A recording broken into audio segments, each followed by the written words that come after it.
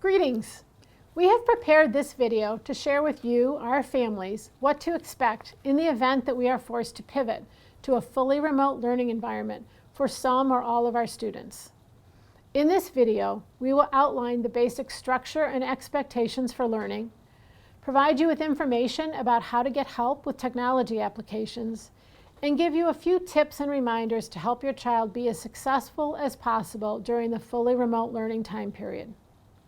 Much of what is shared in this video can also be found on the Pittsford Central School District's website, and we encourage you to visit this site frequently for information and updates. It is important to understand that fully remote learning this year will be very different from what was put in place during the emergency COVID closure last spring. Our expectations for ourselves as well as for our students have changed, and we have been hard at work for the last several months putting systems in place and providing students with experiences that will allow them to be more successful in the remote environment. So if we are required to shift our instruction from the hybrid model your child is currently engaged in to a fully remote model for some period of time, we are confident the learning will continue. In the fully remote environment, you should expect that your child's school day will begin at approximately the same time as it begins now. Therefore, children should be up, dressed, fed, and ready for learning with devices powered on by approximately 7:40.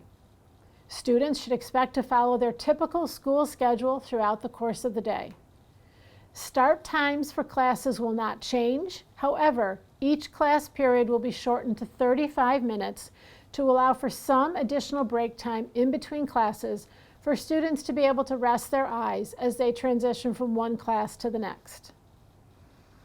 It is recommended that the first thing students do on their device each day is to log into Infinite Campus to mark their daily attendance. From there, students should log into Microsoft Teams. For all middle and high school students, the primary learning and communication tool is Microsoft Teams. Students have a different Teams site for each of their classes, and they have been actively using these sites since the start of the school year.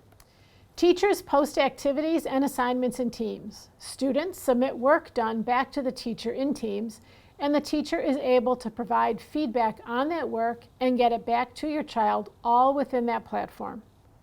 Links to any other web-based applications necessary for the day's learning activities will be posted for students within their Teams page. By now, your child should be comfortable logging into Teams and using it with a great deal of independence. Running everything through Teams should minimize the number of emails going back and forth and make life a bit simpler for everyone this year. The one other platform that may be used consistently is Zoom. Teachers may choose to use Zoom or the video conferencing app within Teams to conduct their live synchronous instruction with students. Secondary students should also be in the habit of checking their school email at least once each day for messages from school administrators, counselors, etc.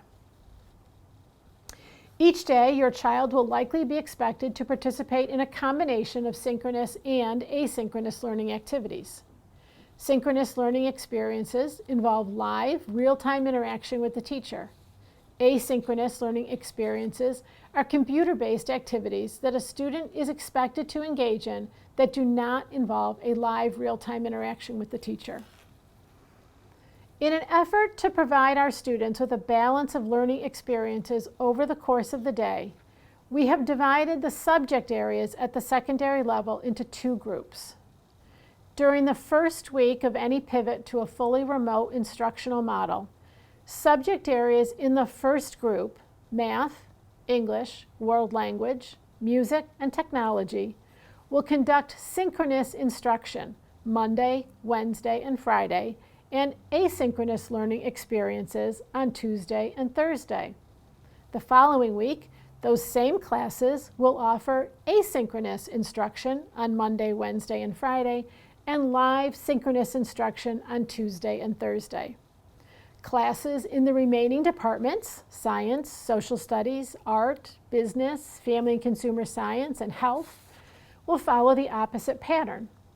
In this way, over a 2-week period, all classes will meet synchronously 5 times, with asynchronous instruction being provided for the other days. There will be some slight variations in the way physical education is scheduled due to the way it is currently scheduled within our hybrid model. In addition, students in some of our special education classrooms may have schedules that are more tailored to fit their particular needs. Each teacher, along with building administrators, will clearly communicate with students and families the schedule for synchronous and asynchronous learning at the onset of any pivot to remote learning to avoid any confusion. It is important to recognize that unlike the situation we were in last spring, there will be a much greater degree of accountability for attendance, participation, engagement in learning activities, and completion of assignments should we pivot to a fully remote environment. Students will be expected to do their attendance check-in via Infinite Campus every day, and teachers will be providing new instruction, feedback, and grading assignments just as they are when we are in school. As a parent or guardian, there are a few things that you can do to help your child be successful if we need to pivot to a fully remote environment. First, make sure your child has access to a device, preferably a tablet, laptop, or desktop computer equipped with a webcam that they can use throughout the day. Second, establish routines that enforce your child's success with school. Stick to a school day bedtime so that children can be up, dressed, and ready for school at the start of each day, just as they are when they're going to school in person. It is recommended that children have a consistent place in the home or other setting that they use for their schoolwork.